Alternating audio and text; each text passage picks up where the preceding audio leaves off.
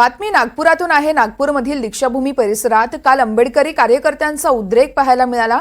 उशिरा रात्रीपर्यंत कार्यकर्त्यांचा संतापही दिसत होता। आज सकाळी दीक्षाभूमीवर शांतता असली तरी पोलिसांचा कडेकोट बंदोबस्त पाहायला मिळतोय। आज काय स्थिती आहे आपण जाणून घेणार आहोत। पार्किंगच्या विरोधात यावेळेस प्रकल्प रद्द करण्याची मागणी करत यावेळेस आंदोलनकर्त्यांनी आक्रमक भूमिका घेतली होती। नागपूर येथील दीक्षाभूमी परिसरात काल आंबेडकरी कार्यकर्त्यांचा उद्रेक पाहायला मिळाला। रात्री उशिरापर्यंत कार्यकर्त्यांचा संताप दिसला, तर आज सकाळी दीक्षाभूमीवर शांतता असली तरी पोलिसांचा मात्र मोठा कडेकोट बंदोबस्त या ठिकाणी पाहायला मिळतोय। बांधकामाचं या ठिकाणी पाडकाम करण्यात आलं। या आंदोलकांकडून संपूर्ण साहित्य जे बांधकामासाठी वापरलं जाणार होतं त्या साहित्याची यावेळेस तोडफोड करण्यात आली। आंदोलकांनी तोडफोड केली आहे।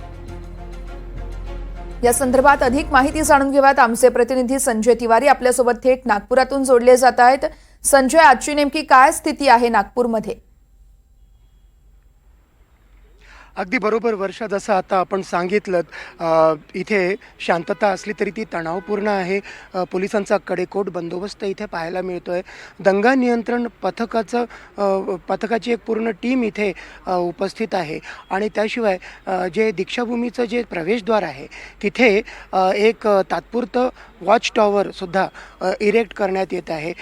काल वेगवेगळ्या ठिकाणावरून कार्यकर्ते इथे आले होते। त्यापैकी काही कार्यकर्त्यांनी इथेच बोधिवृक्षाखाली विश्रांती घेतली होती। आज सकाळी पोलीस अधिकारी स्वतः त्यांना जाऊन भेटले, त्यांची आस्थेने चौकशी केली, त्यांची विचारपूस करताना ते दिसले। मला आपल्याला इथं सांगायचं आहे की काल जिथे उद्रेक झाला, दीक्षाभूमीवरती जे निर्माण कार्य सुरू होतं, वाहनतळ आणि ऑडिटोरियमचं भूमिगत वाहनतळाचा कार्यक्रम निर्माण करण्यासाठी इथे जो खड्डा खणण्यात आला होता, त्या खड्ड्यामध्ये आपण पाहू शकता आजही काल टाकण्यात आलेले बॅरिकेड्स तसेच दिसत आहेत। आणि त्याच्याशिवाय जे सेंटरिंगचे जे लोखंडी खांब होते, स्ट्रक्चर्स होते, ते सुद्धा त्या खड्ड्यामध्ये टाकून आपला संताप दाखवण्याचा प्रयत्न करण्यात आला होता। दीक्षाभूमीची जी संरक्षक भिंत आहे, त्या भिंतीचा एक भागसुद्धा या रेट्यामुळे कोसळला होता, त्याला नुकसान झालं होतं, ते सुद्धा आपण पाहू शकता।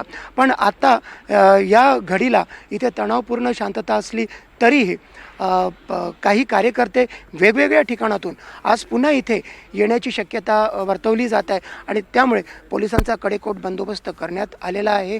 आपल्याला माहिती आहे की काल NDTV मराठीसोबत बोलताना दीक्षाभूमी स्मारक समितीच्या काही सदस्यांनी बैठकीनंतर हे सांगितलं होतं की हा प्रकल्पच स्थगित नव्हे, रद्द करण्यात यावा अशी आम्ही मागणी केलेली आहे आणि राज्य शासनाला ती मागणी आम्ही कळवली आहे, असं त्यांनी NDTV मराठीला काल बोलताना सांगितलं होतं।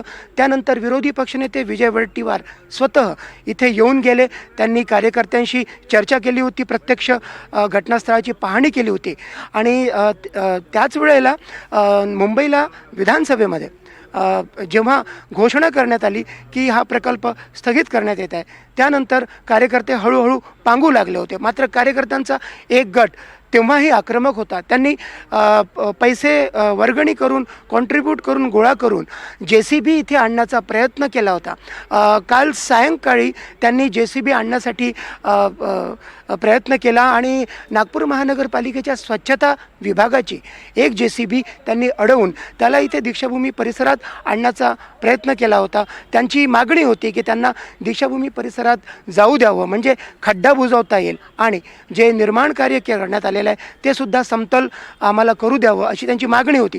पण पोलिसांनी त्यांचे दीक्षाभूमीकडे येणारे मार्ग थांबवून ठेवले होते। तिथे पोलीस व्हॅन लावल्या होत्या आणि उशिरा रात्री 10 वाजेपर्यंत ही कोंडी सुटली। अगदी संजय, या संदर्भातले प्रत्येक अपडेट तुमच्याकडून जाणून घेत राहू। तुर्तास धन्यवाद तुम्ही दिलेल्या सविस्तर माहितीसाठी।